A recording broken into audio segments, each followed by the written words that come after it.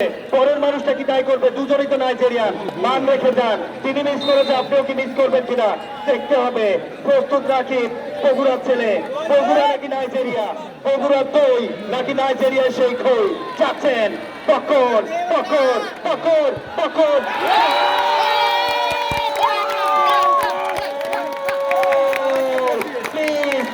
বাতাস ফ্যানের পাখা চলছে, রক্তস্রোতটা বইছে, অন্তত চারটে কারের রিফাত চার পায়ে চটাচ্ছে। প্রস্তুত বাঘাতের ছেলে রুফেল, কে গোলাদায় করবে নাকি সেভ আছে? রিফাত রিফাত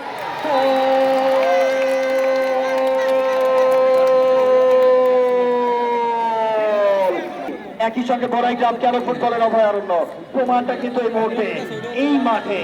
যাচ্ছেন মিচান, বগুড়ার ছেলে, বগুড়ার দই, দুজনেই বগুড়া। বগুড়ার খই নাকি দই, কে জিতে যায়?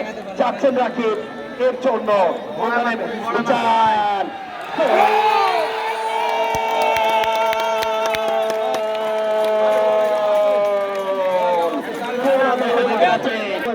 প্রত্যেকে কিন্তু উচ্চীবিত এই মুহূর্তে।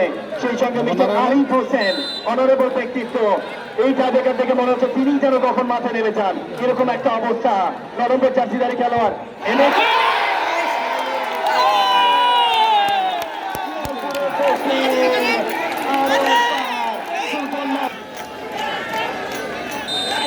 রাকিব আরো একবার চার পায়ে শট আসবে। প্রস্তুত রাকিব, রাকিব টু রাকিব বড়াইগ্রামের পক্ষে। রাকিব শটটা নেবেন, তৃতীয় শট থেকে গোল আদায় করতে পারবেন কিনা? খেলা শেষ, খেলা শেষ, খেলা শেষ।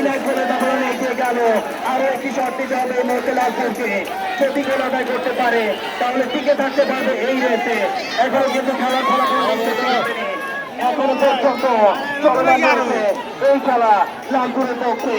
হয়তো বা এখান থেকেও ঘুরে দাঁড়াতে পারে। যদি গোল আদায় করতে না পারে তাহলে কিন্তু বড়াইগ্রাম জিতে যাবে। তৃতীয় সেমিফাইনালিস্ট হিসেবে তারিখ সুন্দরের ঘাড় কামড়াবে। সেই সময়ের অপেক্ষা। বড়াইগ্রাম নাকি লালপুর? যাচ্ছেন 14 নম্বর জার্সিধারী খেলোয়াড় লালপুরের পক্ষে।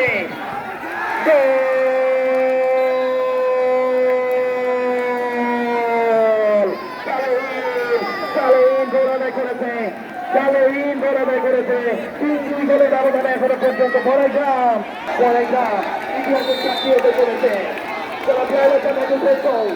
যাবেন ওখানে শট নিতে, সেটা হয়ে নাইজেরিয়ানদের পায়ে গোলায় আছে কিনা?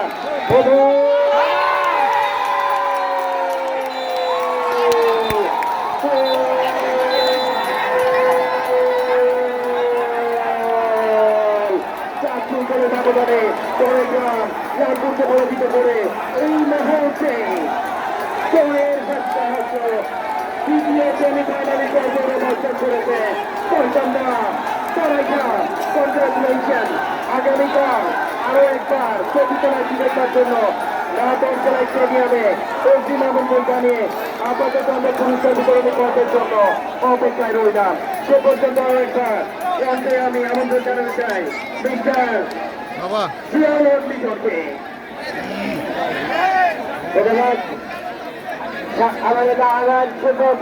আমরা কিন্তু এই হাত বেকার উপভোগ করে সাহায্য কিন্তু হাত বেকার।